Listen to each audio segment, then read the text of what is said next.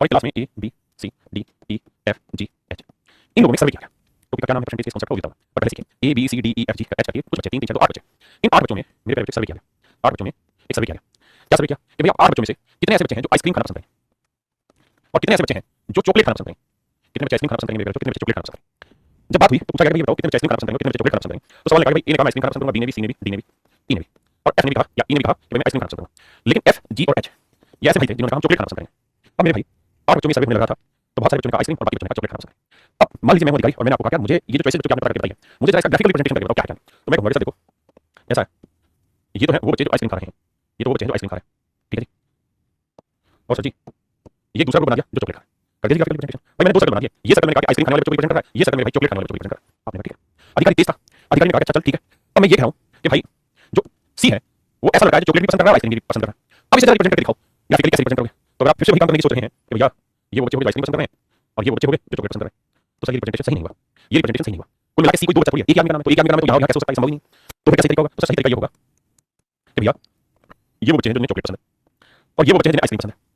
ये आइसक्रीम पसंद वाले बच्चे हैं, ये चॉकलेट पसंद वाले बच्चे हैं, तो ये दोनों आपस में जहां मिल रहे हैं ये कौन सी पसंद के बच्चे हैं, ये वो बच्चे हैं जिन्हें चॉकलेट और आइसक्रीम दोनों पसंद है, यानी ए बी डी और ई। ये मेरे बच्चों उन बच्चों की संख्या है जिन्हें आइसक्रीम पसंद है, एफ जी सी उन बच्चों की संख्या है जिन्हें चॉकलेट पसंद है, एफ जी एच सॉरी उन बच्चों की संख्या है जिन्हें चॉकलेट पसंद है। और मेरे बच्चे ये वो बच्चे हैं जिन्हें चॉकलेट और आइसक्रीम दोनों पसंद है, चॉकलेट और आइसक्रीम दोनों पसंद है, क्योंकि जो सी ग्रुप है ऐसा ग्रुप है इसको भी रिप्रेजेंट करेंगे आइसक्रीम वाले कॉलम में भी है और चॉकलेट वाले कॉलम में भी। दूसरी बड़ी बच्ची समझदार वाली बात सीखने की कोशिश करते हैं क्या कि मेरे बच्चों अब जरा गौर फरमा के बताइए ये वाला डाटा ये वाला, फिर ये डाटा किसको रिप्रेजेंट कर रहा है, ये जो सफेद रंग का पेन आपने चलता हुआ दिखाई दे रहा है आपको, फिर ये कौन सा डाटा रिप्रेजेंट कर रहा है, ए बी डी ई कौन सा डाटा प्रस्तुत कर रहा है। तो सर आपको कहना होगा कि ए बी डी ई जो है वो रिप्रेजेंट कर रहा है उन बच्चों को जिनको केवल आइसक्रीम पसंद है, only ice cream, only ice cream, only ice cream, जिन्हें केवल आइसक्रीम पसंद है उन बच्चों को रिप्रेजेंट कर रहा है। तो जिनको आइसक्रीम पसंद है वो कौन कौन से, ए बी डी ई। और मेरे बच्चों ये बताइए ये कौन से बच्चे हैं जिनको बैंगनी या पिंक कलर में समेटा मैंने, तो आप कहेंगे सर ये बच्चे हैं वो जिनको केवल चॉकलेट पसंद है, ओनली चॉकलेट पसंद है, पसंद है, इनका नाम है एफ जी एच। ये वो बच्चे मेरे भाई जिन्हें चॉकलेट पसंद है। और मेरे प्यारे बच्चों ये कौन से भाई हैं, ये वो भाई हैं जिन्हें चॉकलेट और आइसक्रीम दोनों पसंद है, chocolate and ice cream both, chocolate and ice cream both दोनों पसंद है, चॉकलेट भी और आइसक्रीम। तो इनकी संख्या सी, इनकी संख्या सी। मैं कहूं चॉकलेट कितनों को पसंद है तो F G H C, ice cream कितनों को पसंद है तो ए बी डी ई सी, है ना। तो मेरे बच्चों ये तो थी दो चीजों की कहानी। अब हम करते हैं 3 पे भी आगे काम करेंगे, 4 पे भी आगे काम करेंगे, 4 पे भी आगे काम करेंगे, 2 पे भी चलता है, 3 पे काम करेंगे। तो मेरे भाइयों यहां से आपको कुछ चीजें समझ में आएंगी, एक बार कमेंट करके बता दीजिए मुझे कि अब मैं परसेंटेज में कौन सा कांसेप्ट पढ़ाने जा रहा हूं। जी बहुत बढ़िया बहुत बढ़िया, बिल्कुल सही आपने बताया। मैं आपको परसेंटेज में पढ़ाने जा रहा हूं वेन डायग्राम, वेन आरेख, वेन डायग्राम, वेन आरेख, वेन आरेख। तो मेरे बच्चों वेन आरेख में कुछ रिप्रेजेंटेशन होता है और उनकी क्या क्या मतलब होता है वो सारी बातें समझता हूं। ध्यान देना ये जो ब्रैकेट इस तरह से रेक्टेंगल बनी होती है ये रिप्रेजेंट करती है कंप्लीट को, कंप्लीट या ग्रुप को, ये रिप्रेजेंट करता है कंप्लीट ग्रुप को। जैसे मान लीजिए कोई स्कूल है और स्कूल में 140 बच्चे 140 स्टूडेंट है स्कूल में, 140 बच्चों को रिप्रेजेंट कर रहा है स्कूल रेक्टेंगल के। अब क्या स्कूल में कुछ बच्चे ऐसे हैं, कुछ बच्चे ऐसे हैं जिनको क्रिकेट खेलना पसंद है, जिनको क्रिकेट खेलना पसंद है। मान लीजिए 80 बच्चे हुए जिन्हें क्रिकेट खेलना पसंद है।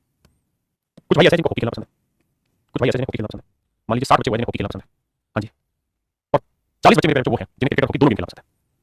लाइक क्रिकेट आराम से धीरे धीरे क्रिकेट कितने लाइक करते हैं 80, लाइक हॉकी, हॉकी कितने लाइक करते हैं 60, और लाइक बॉल दोनों कितने खेलना पसंद करते हैं, हॉकी और क्रिकेट। तो ये है मेरे 40।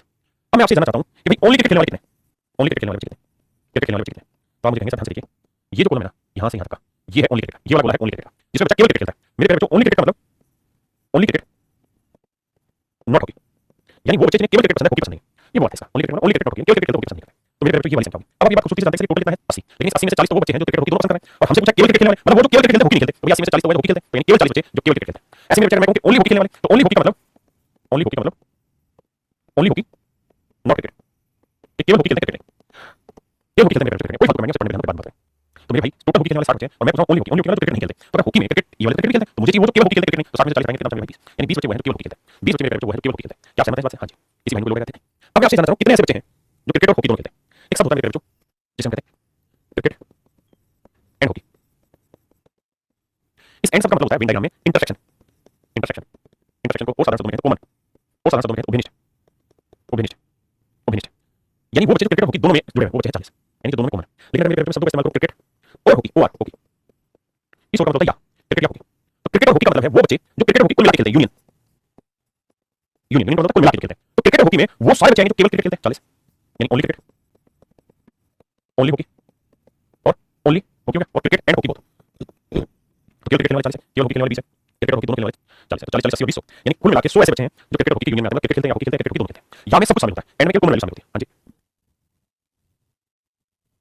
ठीक है भाई, इसी भाई को लोग कहते हैं 10 को दिखा दो। अब देखिए मेरे बच्चों अब हम आगे बढ़ते हैं, अगर आपको बात समझ आ गई।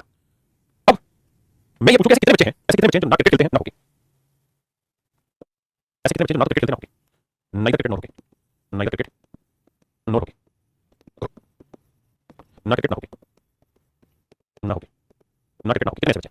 तो मेरे भाई ये देखो टोटल कितने बचे? 140। इसमें से उन बच्चों की संख्या हटा दो जो क्रिकेट या हॉकी खेलते हैं, यानी इंटर यूनियन क्रिकेट हॉकी का यूनियन वो कितने हैं? 100। तो 140 में से 100 बच्चे हटा देंगे तो बाकी बचे 40। 40 वो होंगे जो ना क्रिकेट खेलते हैं ना हॉकी खेलते हैं, जो ना क्रिकेट खेलते हैं ना हॉकी खेलते हैं। तो ये है वेन डायग्राम का मूल स्वरूप, ये मेरे वेन डायग्राम का मूल स्वरूप। अब जरा इस पे कुछ फार्मूले लिखवा देता हूं। मेरे पेपर कैसे रखोगे? कुछ बच्चे क्रिकेट खेलते हैं, कुछ बच्चे हॉकी खेलते हैं।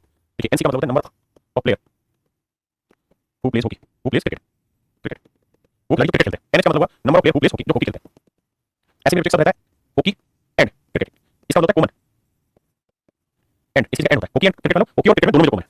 तो ये रहता है इसका मतलब number of player who plays both game, who plays both, जो दोनों गेम खेलते हैं। और मेरे जो एक होता है हॉकी यूनियन क्रिकेट, इस उल्टे साइन को इंटरसेक्शन लिखते हैं, उल्टे को इंटरसेक्शन माने कॉमन। और मेरे इसको लिखते हैं यूनियन, जो अभी आपको बताया। यूनियन का मतलब है number of player who plays hockey और क्रिकेट, हु प्लेज हॉकी और क्रिकेट। ये मेरे फार्मूला की शब्दावली होती है। और यहाँ फार्मूला बनता है हमेशा कि भैया हॉकी और क्रिकेट कितने खेलते हैं, इसका सूत्र होगा जो बच्चे हॉकी खेलते हैं, जो बच्चे क्रिकेट खेलते हैं उनमें से उन बच्चों की संख्या हटा दो क्रिकेट हॉकी दोनों खेलते हैं। तो ये कुल मिला के आ जाएगा यूनियन। जैसे इस सवाल में अगर हम बात करें तो उन बच्चों की संख्या बताइए जो मेरे जो क्रिकेट खेलते हैं 80 80, उन बच्चों की संख्या जो हॉकी खेलते हैं 60, 80 और 60 जोड़ दिया। अब इसमें से उन बच्चों की संख्या हटा दो जो दोनों गेम खेलते हैं, तो 80 और 60 40 40 यानी 100 बच्चे ऐसे हैं जो या तो क्रिकेट खेलते हैं या फिर हॉकी खेलते हैं, या तो मेरे क्रिकेट खेलते हैं या फिर हॉकी खेलते हैं। बहुत ध्यान से सुनो, मुझे पता है बहुत समझ नहीं आ रहा, लेकिन धीरे-धीरे सीखने की कोशिश करो, भागने की कोशिश करो। अगर कोई आपसे पूछे कि भाई कुल मिला के कितने बच्चे हॉकी और क्रिकेट खेल रहे हैं, तो इसका मतलब होगा इन दोनों के जोड़ने से ये घटा देना। क्यों घटा देना? इस बात को समझने की कोशिश करना। देखो ध्यान से, भाई हॉकी और क्रिकेट कुल मिला के कितने खेलते हैं? तो ये सारा डाटा है, ये ओनली क्रिकेट, ये क्रिकेट, ये हॉकी और हॉकी। तो ये सारा जो डाटा है ये बेसिकली रिप्रेजेंट करेगा क्रिकेट हॉकी मिला के खेलने वाले। अब कहानी क्या होती है कि एक ये वाला जो डाटा है ना, ये जो कॉमन वाला एक बात तो जुड़ना चाहिए इसके अंदर, लेकिन दूसरी बात ये बाकी कैसा लेना चाहिए, ये वाला नहीं लेना चाहिए। तो जब हम इन्हें जोड़ते हैं ना तो ये जो कॉमन वाला 40 ये 60 के अंदर भी मौजूद है और इस 80 के अंदर भी मौजूद है। तो एक बात तो शामिल करना चाहिए, लेकिन दूसरी बात साथ में ये शामिल करना क्यों हो चुका है? तो दूसरी बात टोटल निकालने में ये वाला चाहिए। यानी आपसे पूछा जाए कि ए यूनियन बी किसे रिप्रेजेंट करेगा, तो इस चीज को रिप्रेजेंट करेगा, इस चीज को रिप्रेजेंट करेगा, है ना? अगर इस चीज को रिप्रेजेंट करेगा तो एक बार बोला लीजिए, दूसरी बात ये लीजिए। तो होता क्या है कि जब आप इन दोनों को जोड़ोगे तो 40 22 में भी है, 40 में भी है। तो बेटर तरीका है कि इन दोनों को जोड़ो, इसमें से कॉमन हटा दो तो आ जाएगा आपके पास टोटल नंबर ऑफ स्टूडेंट। आइए मुझे अब धीरे-धीरे सवाल करते हैं। पहला क्वेश्चन देखिए, करेक्ट परीक्षा में 35% छात्र गणित में फेल हुए, यानी number of student who fail in math is 35%। 25% छात्र इंग्लिश में फेल हुए, number of student who fail in English 25%। और कहते हैं दोनों विषयों में, यानी मैथ और इंग्लिश दोनों विषयों में जो फेल हुए हैं वो है मेरे बच्चे 10%। तो मैं आपसे जानना चाहूंगा उन बच्चों की संख्या बताओ जो मैथ और इंग्लिश में कुल मिला के, मैथ और इंग्लिश यानी इनका यूनियन बताओ कुल मिला के बच्चे कितने हैं जो मैथ और इंग्लिश में फेल हुए। तो इसका फार्मूला मैथ में फेल होने वाले, इंग्लिश में फेल होने वाले, माइनस में मैथ और इंग्लिश में इंटरसेक्शन। तो मेरे मैथ में फेल होने वाले 35 है, इंग्लिश में फेल होने वाले 25 है, दोनों में फेल होने वाले 10 है। 35 और 25 तीनों 5 60% में से 10% घटाएंगे तो आंसर 50%। यानी मेरे 50% बच्चे ऐसे हैं जो मैथ और इंग्लिश दोनों में कुल मिला के फेल हुए। तो सवाल में ये कह रहा है कि टोटल बच्चे कुछ नहीं तो 100% लेंगे, 100% 100%। इसमें से 50% बच्चे वो हैं जो मैथ या इंग्लिश में फेल हुए। तो बाकी कौन से बच्चे होंगे? बाकी वो बच्चे होंगे जो मैथ में फेल होंगे, इंग्लिश में फेल हुए, 100 में 50 50। तो बाकी 50% बच्चे वो होंगे जो मैथ और इंग्लिश दोनों में पास है। मेरे प्यारे बच्चों ये तो तरीका है सवाल को सोल्व करने का फार्मूले से। अब हम चर्चा करते हैं इस सवाल को वेन डायग्राम से कैसे सोल्व किया जाए, क्योंकि हमें धीरे-धीरे दोनों ही चीजों पे पकड़ बनानी है और छोटे सवाल में वेन डायग्राम बहुत काम करेगा, बड़े सवाल में फार्मूला भी काम करता है। देखिए दो चीजें, एक मान लो मेरे बच्चों मैथ में फेल होने वाले 35% है, एक मान लो इंग्लिश में फेल होने वाले 25% है और मेरे दोनों फेल होने वाले 10%। तो कुल मिला के कितने फेल हुए मैथ इंग्लिश में? उसका तरीका 35 और 25 का जोड़ोगे 60 60 में से 10 हटा दो तो आंसर आएगा 50। यानी 50% भाई ऐसे बच्चे हैं जो मैथ इंग्लिश में फेल हुए। तो 100 में से 50% हटा देंगे तो बाकी 50% कौन से होंगे? वो होंगे जो दोनों में पास है। अगर मुझे केवल मैथ में कितने फेल हुए? 35% 25%, केवल इंग्लिश में कितने फेल हुए? 25% 15%। So these are your answer my dear. आइए भाई कहते हैं परीक्षा में 65% छात्र गणित में पास हुए, 48% छात्र भौतिकी में। देखिए आप दो बोले बनेंगे, सवाल में 65% बच्चे ऐसे जो मैथ में पास हुए, 48% बच्चे फिजिक्स में पास हुए और भैया दोनों में कुल मिला के 30% बच्चे जो पास हुए। जोड़ेंगे तो 65 और 48 जोड़ेंगे 5 13 6 10 11, है ना? 113% में से 30% हटा दीजिए, 30% हटाएंगे तो आएगा 83%। यानी 83% बच्चा ऐसा होगा जो मैथ या फिजिक्स में कुल मिला के पास हुआ। 83% बच्चा ऐसा जो मैथ इंग्लिश में कुल मिला के पास हुआ, जिसमें मैथ वाले भी आ गए, इंग्लिश वाले भी आ गए, मैथ और इंग्लिश दोनों वाले भी आ गए। हां जी, तो भाई टोटल इस फार्मूले से निकाल दिया जाएगा nm + np - n m intersection p formula लगाना। तो 100% में से 83% बच्चे ऐसे हैं जो पास हुए। तो किसी न किसी बच्चे मैथ में वो केवल इंग्लिश में केवल फिजिक्स में हो गया दोनों। तो बाकी 70% होंगे, बाकी 70% वो बच्चे होंगे मैथ फिजिक्स दोनों में पास हुए। तो ऑप्शन ए कहता है ये विद्यालय में 50% छात्र क्रिकेट खेलते हैं, 50% बच्चे क्रिकेट खेलते हैं और मेरे नमूने में बच्चों का 40% बच्चे फुटबॉल खेलते हैं, 40% बच्चे फुटबॉल खेलते हैं, 10% मेरे बच्चे ऐसे हैं जो क्रिकेट और फुटबॉल दोनों खेलते हैं, 10% बच्चे ऐसे हैं जो क्रिकेट और फुटबॉल दोनों खेलते हैं। मैं जानना चाहूंगा कि उन बच्चों की संख्या बताओ जो क्रिकेट या फुटबॉल खेलते हैं, मतलब इनका यूनियन बताओ। क्या तरीका होगा? 50 और 40 90 में से 10 घटाएंगे 80, यानी 80% बच्चे ऐसे हैं जो कोई ना कोई गेम खेलते हैं, आइदर क्रिकेट मतलब ओनली क्रिकेट और ओनली फुटबॉल और क्रिकेट फुटबॉल बहुत 80%। तो टोटल बच्चे कितने? 100%, जबकि परसेंटेज की बात करें तो कुल मिला के बच्चे 100% है, उसमें से 80% ऐसे रखते हैं जो दोनों गेम खेलते हैं, मतलब कुल मिला के यूनियन यानी आप केवल क्रिकेट या फुटबॉल या दोनों। तो भाई बाकी बचे कितने? 20%, 20% वो होंगे जो ना क्रिकेट खेलेंगे ना ही फुटबॉल खेलेंगे, यानी मेरा 20% राइट आंसर। कहते हैं 50 लोग हिंदी बोलते हैं, 20 लोग तमिल बोलते हैं, 50 लोग हिंदी बोलते हैं, 20 लोग तमिल बोलते हैं और भाई 10 लोग ऐसे हिंदी और तमिल दोनों बोलते हैं। तो भैया कह रहा हूं उन लोगों से क्या कहते हो? हिंदी या तमिल, हिंदी या तमिल का यूनियन, हिंदी यूनियन तमिल, इसकी वैल्यू जानना चाह रहा हूं। तो सीधा सा तरीका 50 और 20 70, 50 और 20 70, 70 में से 10 हटा दोगे 60, यानी 60 बच्चे ऐसे होंगे जो हिंदी या तमिल बोलते हैं। कोई बड़ा सीधा सा तरीका बताया, ये जो 10 है ये दो बार काउंट होगा, 50 में भी 10 शामिल है और 20 में भी 10 शामिल है। एक बार तो लेना है, ये लेना है, ये लेना है, ये लेना है। तो इस 50 के अंदर ये भी शामिल है, ये भी शामिल है, लेकिन 20 में से ये लेना है, ये दो बार लेना। तो करेंगे 50 और 20 का जोड़ करके जो ये चीज है ये घटा देंगे। फार्मूले में भी आप ये कहते हैं, कहते हैं परीक्षा में 60% छात्र गणित में पास हुए, 60% बच्चे मैथ में पास हुए, 55% बच्चे अंग्रेजी इंग्लिश में पास हुए। और कह रहा हर कोई विद्यार्थी ऐसा जो किसी न किसी विषय में पास हुआ है, हर कोई विद्यार्थी ऐसा जो किसी न किसी विषय में पास हुआ है, यानी यूनियन जो है मेरे बच्चों वो 2100 यूनियन 2100%। कह रहा हर बच्चा किसी न किसी सब्जेक्ट में पास हुआ। तो फार्मूला होता है मैथ और इंग्लिश है, तो number of student math union English, number of student pass in math, number of student pass in English minus number of student pass in math and English intersection. अब देखिए मेरे बच्चों math union English की बात करें तो क्या हर बच्चा किसी न किसी सब्जेक्ट में पास है, 100% बच्चे ऐसे हैं जो मैथ इंग्लिश में पास हुए। मैथ के पास में 60, इंग्लिश में पास कितने? 55%। तो कॉमन की वैल्यू क्या होगी? 60% 115 में से 15 में से होगा, x की वैल्यू आ गई 15%, यानी 15% बच्चे वो हैं जो कॉमन में पास हुए। अब यहाँ कैसे निकालें? तो ये दोनों को जोड़ लो, 60% कितने होंगे? 115। तो इस हिसाब से 115 बच्चे पास हुए, लेकिन सच ये 100% बच्चे पास हुए, तो ये 15% फालतू कहां से आ रहा है? ये वो 15% है जो इधर भी काउंट होगा और इधर भी काउंट होगा, इस वजह से। हां जी, जो भाई अभी भी इस बात को नहीं समझते उसको कैसे करें कि मान लेते हैं कि मैथ और इंग्लिश दोनों में मिला के x बच्चे पास हुए, तो केवल मैथ कितने पास हुए? 60 - x और केवल इंग्लिश में तो ये पूरा इंग्लिश 55 - x करेंगे, केवल इंग्लिश 55 - x, तो टोटल बच्चे कितने? 60 - x प्लस x 55 - x और टोटल बचे 100%। अब भाई x से x काटा, यहाँ से x की वैल्यू निकालोगे वही 15, यानी परसेंटेज 15% हां ना। देखिए धीरे-धीरे सही सही बात पड़ती है, मैं भी जानता हूं, आप लेकिन इस फोकस करिए। अब देखो मेरे बच्चों इस सवाल में एक साथ छात्रों की कक्षा में 40% केवल हिंदी बोलते हैं, कहते हैं 60 बच्चों की क्लास है, कहता है 60 बच्चों की टोटल क्लासेस में 40% केवल हिंदी बोलते हैं, ओनली हिंदी वाले 40% है, 25% केवल इंग्लिश बोलते हैं। वो कह रहा है बाकी बच्चे ऐसे दोनों भाषा बोल सकते हैं, तो कितने छात्र ऐसे इंग्लिश बोल सकते हैं, मेरे ऐसे समझो। अब देखो जो फार्मूला है ना हमारा, फार्मूला है भाई जैसे क्या क्या इसमें हिंदी और दूसरा इंग्लिश, तो हिंदी यूनियन इंग्लिश ये बराबर होगा Hindi English Hindi intersection English. अब आप देखेंगे इसमें कोई सा फार्मूला ऐसा जिसमें हम ये कहते हैं ओनली हिंदी ओनली इंग्लिश है, ये कंप्लीट हिंदी का कंप्लीट इंग्लिश और ये दोनों का कॉमन है, तो ये सवाल फार्मूला से जाएगा। इसलिए मैंने डायग्राम फर्स्ट डायग्राम खुद से डायग्राम क्यों समझ ये सवाल है थोड़ी सी मेहनत अगर इस पे करोगे डायग्राम जल्दी निकल जाएगा। अब आपको सिर्फ ये सोचना है कि टोटल है 100%, ये बचे 25%, ये बचे 40%, तो 40 और 25 कितने 65%, तो 100 में से मेरे 65% घटा दोगे तो बचे कितने 35%, यानी इसका मतलब ये हुआ भाई 35% बच्चे ऐसे हैं जो दोनों में कॉमन है, 35% बच्चे ऐसे हैं जो दोनों में कॉमन है, यानी हिंदी और इंग्लिश दोनों में कॉमन है। अब मैं आपसे सवाल पूछना चाहता हूं हिंदी कितने बच्चे पढ़े, इंग्लिश कितने बच्चे बोलते हैं, तो इंग्लिश कितने बच्चे बोल रहे हैं ये आपके लिए आसान है कैसे, टोटल जोड़ोगे तो 25 और 35 का कितना 50, तो 50% मेरे बच्चों हिंदी इंग्लिश बच्चे बोलते हैं, 35 और 25 कितना 50 60%, यानी 60% बच्चे ऐसे हैं मेरे भाई, हां जी 60% बच्चे ऐसे हैं जो आपके इंग्लिश बोलते हैं। लेकिन कितने घंटा कितने बच्चे, तो टोटल बच्चे कितने 60, तो 60 का 60% डालो तो मेरे भैया 36, यानी 36 बच्चे ऐसे हैं मेरे बच्चों जो अंग्रेजी बोलते हैं, ये अंग्रेजी बोलते हैं। मेरे को हिंदी कितने बोलते हैं 40 75% हिंदी बोलते हैं। हां जी समझ में आई बात।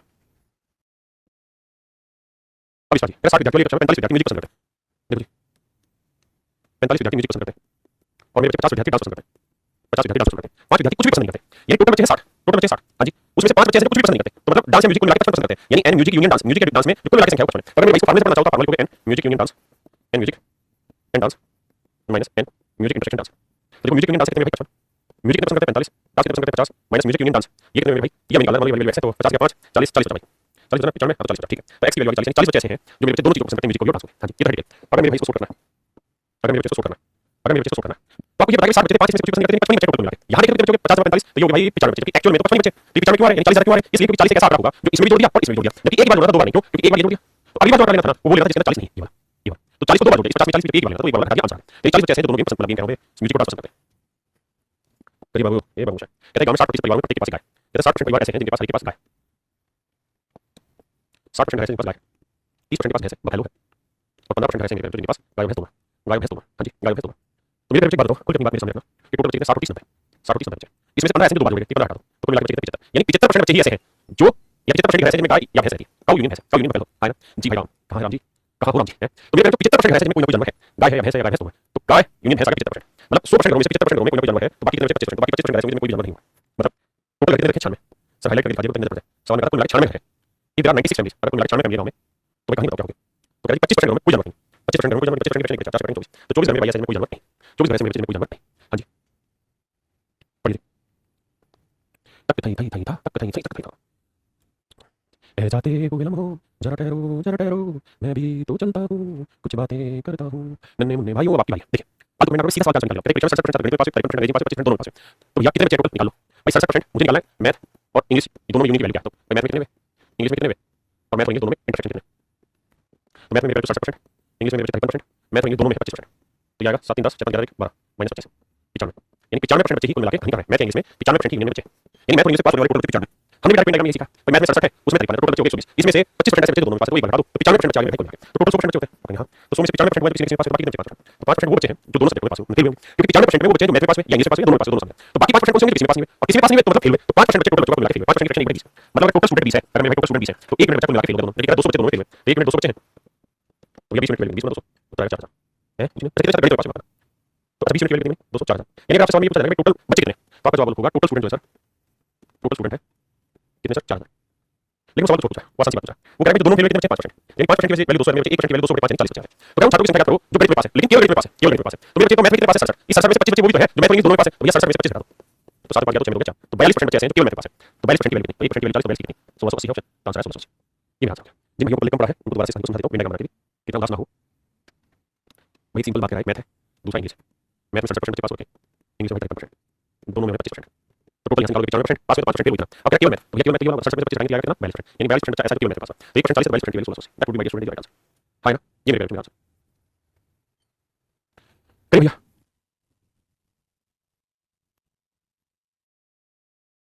आइए मेरे कह रहा है एक परीक्षा में 48% छात्र हिंदी में फेल हुए 48% बच्चे ध्यान से सुनना 32% छात्र हिस्ट्री में फेल हुए हिस्ट्री में 32% बच्चे फेल हुए इसे नोट करते इतिहास को 20% बच्चे दोनों विषयों में फेल हुए तो दोनों विषयों में पास हुए की संख्या कितनी कुल छात्रों की संख्या देखो 48 और 32 80 में से 20 है 60 यानी टोटल मिला के 60% बचा है जो दोनों मतलब कुल मिला के फेल हुआ किसमें हिंदी यूनियन इतिहास में 60% बचा तो मेरे टोटल 100% में से 60% हटा देंगे बचा 40% यार नहीं मेरे भाई 40% की फ्रैक्शन है ना मेरे भाई वो बेसिकली रिप्रेजेंट कर रहा है 880 लोगों को तो 1% की फ्रैक्शन 880 40 तो क्या कुल छात्रों की संख्या टोटल छात्र 100% में 100% की वैल्यू 0 से 0 22 में आंसर ऑप्शन बी मेरा सही आंसर है बहुत सुंदर कहते हैं क्वेश्चन 6 छात्रों में 35% छात्र बहुत तीन में फेल हुए 45% छात्र रसायन में फेल हुए और भाई 20% छात्र दोनों फेल हुए तो दोनों विषयों के पास हुए तो भैया देखो 35% तो है चलो मैं डिटेल बताऊं अब पता है आंसर कटा करना चाहिए बुलेट स्पीड से अब समझ नहीं होना चाहिए क्या भैया फिजिक्स में 35% बच्चे फेल हुए 45% बच्चे केमिस्ट्री में फेल हुए और 20% बच्चे दोनों फेल हुए तो कितने 45 35 70 80 80 में 60% बच्चे को लगा फेल हुए। तो भैया टोटल 100% है, 100% में यूनियन 60 है, तो बाकी 40 कौन से हुए वो जो दोनों में पास हुए होंगे। तो दोनों में जो पास हुए हैं 40% है और हमें 600 टोटल बच्चे देखे, तो 600 का 40% निकालना है, 24 240 बच्चे मेरा आंसर। मेरे नमूने में 240 जो आंसर 240 आंसर। बहुत ही खूबसूरत सवाल है, जबरदस्त लैंग्वेज। मैं सवाल को समझने से पहले आपको कुछ कहना चाहता हूं। मैं कहना चाहता हूं कि दो सब्जेक्ट है, हिंदी और इंग्लिश।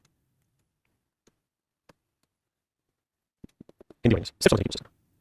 अगर मेरे बच्चे में आपको ये कहूंगा टोटल बच्चों की संख्या कितनी है, यूनियन को रिप्रेजेंट करके दिखाओ, तो आप कहेंगे ये यूनियन है सर,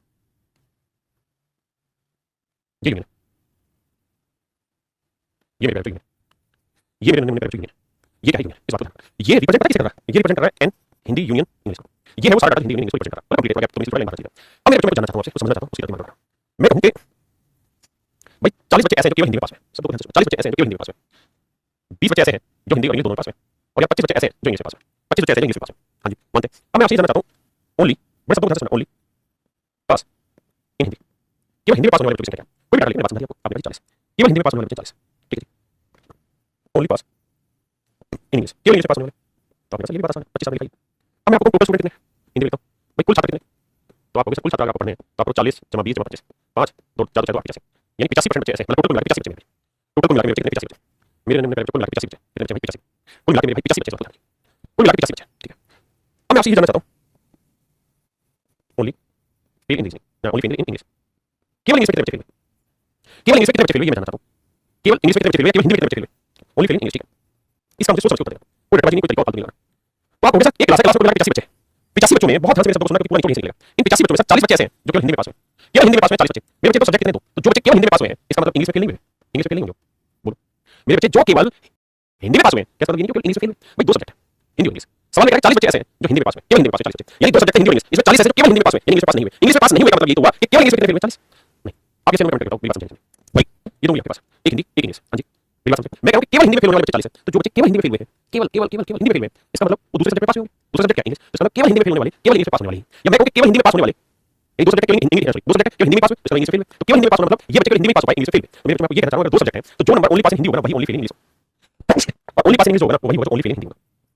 फेल हिंदी देखिए शब्दों का जंजाल है, जितना प्यार से समझो उतना बेटर, बार-बार इंग्लिश बोलिए। अब कमेंट करके कितने बच्चे बात से सहमत हैं जल्दी से, यानी दो चीजें हैं भाई। मैं ऐसे कहूं ये आइसक्रीम है, ये बर्गर, बहुत ध्यान से सुनिए, ये आइसक्रीम बर्गर, 20 बच्चे जिन्होंने केवल आइसक्रीम खाई है, 10 बच्चे ऐसे जिन्होंने दोनों खाए, और 30 बच्चे ऐसे या 15 बच्चे ऐसे जिन्होंने केवल बर्गर खाया। तो मेरे बच्चे ये बताओ कितने ऐसे बच्चे जिन्होंने बर्गर नहीं खाया, कितने गाली देते तो समझते कितने बच्चे बच्चों ने बर्गर नहीं खाया, बर्गर नहीं खाया, नहीं खाया। तो ढक्कन एक बात बताओ, मूर्ख हो गया, कमेंट मार मुझे इन सबने बर्गर खाया नहीं खाया, आप यहां से सारे बर्गर खा रहे हैं, बर्गर वाले बोले नहीं, अगर इन सबने बर्गर खाया है तो इन्होंने नहीं खाया क्योंकि बर्गर है ही नहीं, तो इसका मेरा आंसर होगा 20, यानी जिन्होंने बर्गर नहीं खाया उनकी वैल्यू 20।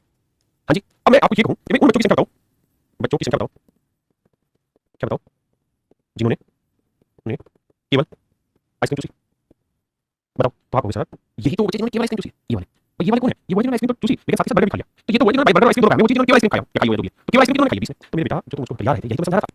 अब मैंने तुम्हें आइसक्रीम बर्गर खिला दिया तो तुम्हें समझ में आ गया, वैसे तुम्हारा करो करना चाहिए। अरे भाई जिन्होंने बर्गर नहीं खाया, केवल उन बच्चों ने जिन्होंने बर्गर नहीं खाया, तो 20 बच्चे जिन्होंने बर्गर नहीं खाया ये वही है जिन्होंने केवल आइसक्रीम खाई थी। यही मैं यहां पे समझाने की कोशिश कर रहा था ब्रो कि केवल हिंदी में जो पास हुए इसका मतलब इंग्लिश में फेल हुए, और जो इंग्लिश में पास हुए इसका मतलब हिंदी में फेल हुए, बस ये बात कह रहा था। और कुछ नहीं देता। अब सवाल को सवाल बहुत ही जबरदस्त सवाल, मतलब देखते ही मजा आ गया सवाल ऐसा। सवाल में परीक्षा में 80% छात्र ग्रेड में पास हुए, 65% छात्र सकते हैं, 15% छात्र दोनों विषयों में मान लिया पास हुए चलेगा। अब मेरा 150 स्टूडेंट को pass only math, pass only in math. मैंने अभी समझाया कि अगर दो सब्जेक्ट है मैथ और इंग्लिश है ना, मैथ और रीजनिंग, तो जो बच्चे केवल मैथ में पास हुए हैं वो फेल हुए होंगे in reasoning, fail only in reasoning, only failing fail only in reasoning, fail only in reasoning. तो मेरे भाई इस बात को समझो, कंप्लीट लगा दो कि जो बच्चे केवल मैथ में पास हो रहे हैं वही बच्चे केवल रीजनिंग में फेल हुए, केवल रीजनिंग फेल हुए। और उसने आपसे ये तो पूछा है how many student fail only in reasoning, तो कितने बच्चे ऐसे जो रीजनिंग में फेल हुए, रेडियो सोच रहा क्या एक सेकंड का सवाल है। अब आप देख सकते हैं 2022 का क्वेश्चन है, बच्चों का दिमाग घूम गया सवाल को, लेकिन आप विद्वान बच्चे समझदार बच्चे चुटकी में सवाल क्रैक कर। अब मेरे बच्चे आते हैं 3 वालों में, मैं कहानी दो की थी भाई भाई मैंने एग्जांपल से समझाता हूं मतलब क्या होता है। देखो 3 चीजें होंगी इस बार, डाटा बदल देते हैं, बोलो रंग बदलते हैं, रंग बदलती दुनिया में क्या तेरा है क्या मेरा, रंग बदलते भाई मेरे बच्चों। आओ भाई ये तो है बिस्किट खाने वाले, बिस्कुट खाने वाले से 20 कर देंगे, ये भैया आइसक्रीम खाने वाले से 22 कर देंगे, आइसक्रीम आइसक्रीम खाने वाले से हम 22 कर देंगे। और मेरे नमूने बच्चों ये है कौन से बच्चे, ये वो बच्चे हैं बिस्किट खाने आइसक्रीम खाने, चॉकलेट कर देते हैं, ये चॉकलेट खाने वाले, इसे हम 30 कर देंगे, इसे हम 22 कर देंगे, ठीक है। अब मैं आपसे ये कह रहा हूं कि जहां जहां मैं पेन चलाऊं उस हिस्से को बताना क्या मतलब है, बता देना कमेंट में आंसर देता हूं। मैं आपको कहूं कि मुझे बताइए ये जो डाटा ये किसको रिप्रेजेंट कर रहा है, केवल इतना तो आप कहेंगे सर ये रिप्रेजेंट कर रहा है बिल्कुल जिन्होंने केवल बिस्किट खाया, क्योंकि बिस्किट तो सबने खाया, लेकिन इसमें ये जो है ये ऐसे जिन्होंने और भी खा लिया है ना, लेकिन ये वाला जो डाटा है ये डाटा मेरे को ऐसा है जिन्होंने केवल केवल केवल बिस्किट खाया, मेरे बच्चे ओनली बिस्किट खाया। मेरे बच्चों मैं आपको कहूं कि मुझे बताइए ये बच्चे कौन है, अगर मैं ये पता चला दूं पूरा सफेद रंग किसको रिप्रेजेंट कर रहा है, तो आप कहेंगे वो बच्चे जिन्होंने केवल चॉकलेट खाई। और मेरे बच्चे ये बताइए ये बच्चे कौन से, ये बच्चे कौन से, तो सर ये वो बच्चे जिन्होंने केवल आइसक्रीम खाई, ये वो बच्चे जिन्होंने केवल आइसक्रीम खाई, बहुत सिंपल, तुम तो समझदार हो। तो अब मैं आपसे जानना चाहूंगा इन बच्चों की संख्या क्या है, ये बताओ, बोलो जवाब दो। तो मेरे भाई बात समझो और क्या सुनना, ये कौन से बच्चे हैं सर? ये वो बच्चे हैं जिन्होंने बिस्किट भी खाया, आइसक्रीम भी खाई है और चॉकलेट भी खा है।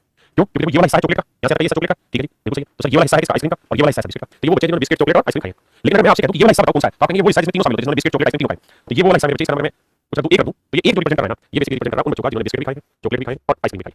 ये उनकी वैल्यू रिप्रेजेंट कर रहा है। हां जी, ऐसे मेरे बच्चों अगर मैं आपको कहूं कि ये वाली वैल्यू बताइए 2 किसको रिप्रेजेंट कर रहा है, तो आप कहेंगे सर ये तो वो बच्चे जिन्होंने बिस्किट भी खाए, चॉकलेट भी खाए, आइसक्रीम भी खाए। लेकिन अगर इसमें से मैं ये डाटा हटा के इतना ही रखूं तो ये किसको रिप्रेजेंट कर रहा है? तो सर ये बेसिकली रिप्रेजेंट करेगा उन बच्चों को जिन्होंने only only biscuit intersection ice cream खाई, जिन्होंने केवल बिस्किट और आइसक्रीम खाई है, ये दो रिप्रेजेंट करेगा। क्या समझ पाए? समझने की कोशिश करना। मैं तुम्हें कहूं तुम सा हंसी देखा नहीं। अब मेरे बच्चे ये बताना, ये जो डाटा ये किसको रिप्रेजेंट करेगा? इसका नंबर 3 डाल दूं तो 3 किसको रिप्रेजेंट करेगा? मेरे बच्चे ध्यान देना, 3 रिप्रेजेंट करेगा ओनली आइसक्रीम और चॉकलेट, आइसक्रीम और चॉकलेट। समझ गए? यानी ये 3 वो है जिन्होंने आइसक्रीम और चॉकलेट खाई है, बट क्या नहीं खाई है? बिस्किट नहीं खाई। क्योंकि लाल रंग वाला जो है चॉकलेट और आइसक्रीम नहीं होगा। अब मेरे भाई मैं कहूं तुम्हें, मैं अगर कहूं तुम सा हंसी देखा नहीं, भैया ये 4 है। तो मुझे बता दीजिए 4 का इस्तेमाल होगा, 4 का इस्तेमाल होगा। तो आप कहेंगे 4 इस्तेमाल होगा